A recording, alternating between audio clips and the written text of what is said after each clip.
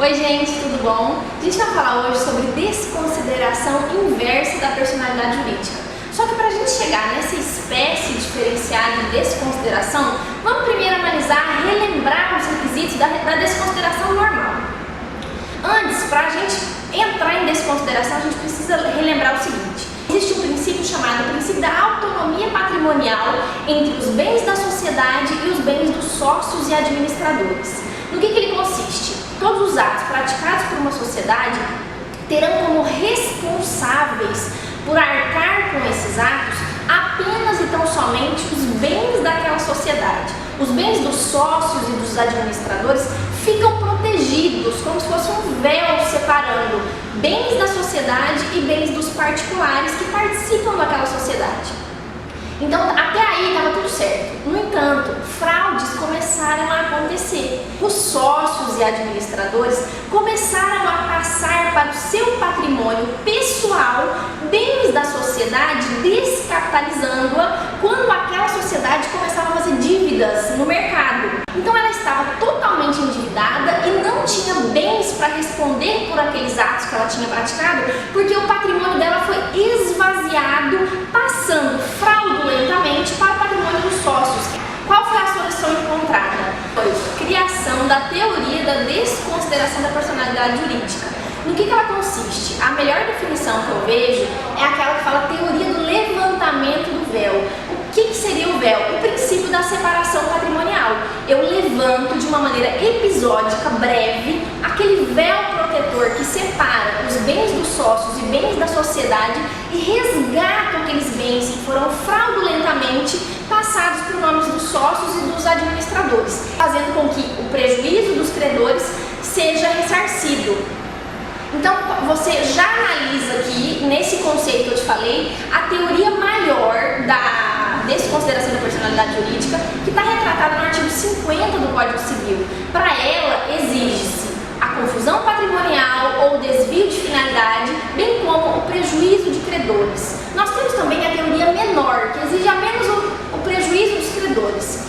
Conforme dito nesse voto do informativo 440 que eu trouxe para vocês da ministra Nancy Andrighi, ela cita desde o início de quando a desconsideração foi introduzida no direito brasileiro, através de uma conferência trazida por Rubens Requião na década de 70, foi quando pela primeira vez se falou desse termo aqui no Brasil.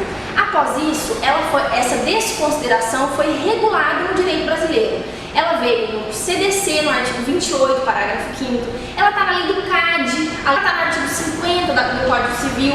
Agora, atualmente, recentemente, ela foi possibilitada, além disso, desconsideração também se pode dentro do direito administrativo. Tem uma lei regulando esse assunto. Então, já que você já relembrou o conceito básico e comum de desconsideração, agora a gente passa para o outro lado. A gente vai analisar o caso, que foi analisado nesse julgado aqui, da possibilidade da desconsideração inversa. O que seria o contrário? O contrário lembra do véu protetor que a gente tem no princípio da autonomia patrimonial entre bens de sócios e da sociedade. O que é o contrário? O contrário não é a sociedade que está endividada, não. O caso concreto aqui eram os particulares que estavam endividados.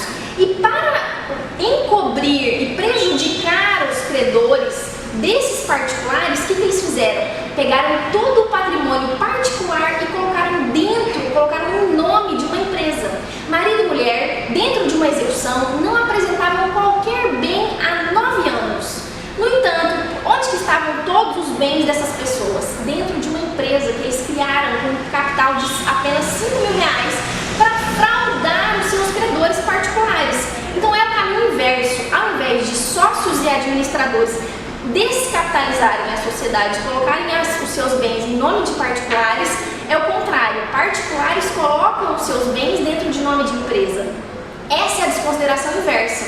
E a ministra, bem como o STJ, autorizou o levantamento episódico desse véu para resgatar os bens no caminho inverso, inclusive, resgatar os bens daqueles particulares encobertados pela criação de uma empresa fictícia.